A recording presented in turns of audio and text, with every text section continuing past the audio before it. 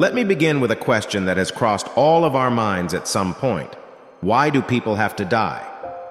It's a question that echoes with the curiosity of a small child and the wonder of someone seeking deeper meaning. Today I want to explore this question and share a story that may help us find understanding, comfort, and motivation. Imagine a warm and vibrant garden where children play and colorful butterflies dance through the air. In this garden, there is a wise old gardener named Mr. Thompson, known for his gentle nature and profound wisdom. One sunny day, a small child named Lily approached him with a heart full of questions. "Mr. Thompson," Lily began, "why do people have to die? It seems so sad and I don't understand why it has to happen."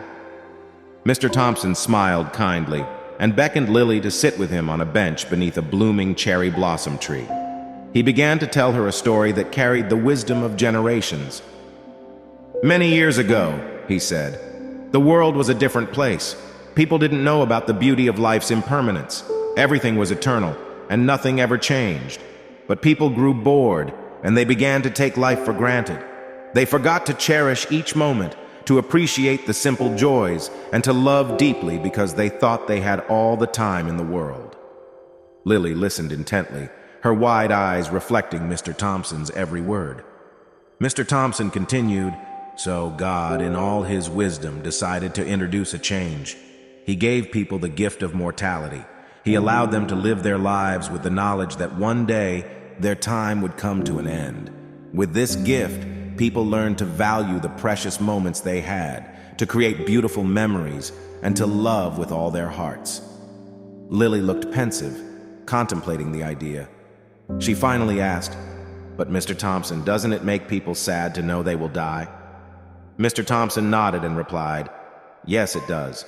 The knowledge of our mortality can bring sadness, but it can also bring motivation.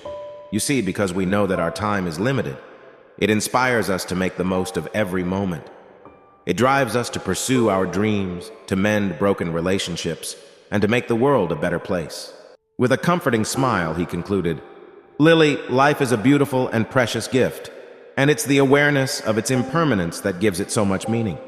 Like the butterflies in this garden, we all have our time to dance, and it's up to us to make our dance a beautiful one." So when we ask, why do people have to die? Let us remember the wisdom of Mr. Thompson's story. It's not the end that defines our lives, but the journey we embark on, the love we share, and the impact we make. Our mortality gives life its profound meaning and inspires us to live fully, love deeply, and leave a lasting legacy. Think about it for a moment. Imagine a life without an ending, without change, without the urgency to pursue our dreams. It might seem like an appealing idea, but it's in our mortality that we find the essence of our humanity. Our finitude allows us to experience the full spectrum of emotions, from the depths of sadness to the heights of joy. Our mortality is the reason we strive to leave our mark on the world, to create something that outlasts us, whether it's through our children, our art, or the impact we have on others. It's what motivates us to mend broken relationships, to forgive, to say "I love you," and to appreciate the simple beauty of a sunset or a child's laughter. In the face of life's impermanence, we have the power to choose our response. We can let the awareness of our mortality paralyze us with fear, or we can let it inspire us to embrace life with a passion and a purpose that knows no bounds. So when we look at the question, why do people have to die? Let's remember that death is not the end, but a transition. It's a transition that reminds us of the profound importance of living with love, gratitude, and intention.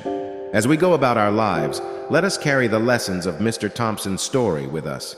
Let us remember that our mortality is not a curse, but a precious gift that motivates us to make the most of our time here. It reminds us to tell our loved ones how much they mean to us, to follow our dreams, and to contribute positively to the world. In conclusion, while the question of why people have to die may always be a part of the human experience, let us use that question as a catalyst for living life to the fullest. As Mr. Thompson's story showed us, it's not the length of our lives that matters most, but the depth of our love, the breadth of our experiences, and the positive impact we leave behind. So embrace your journey, cherish your moments, and make your dance in the grand ballet of life a beautiful and unforgettable one.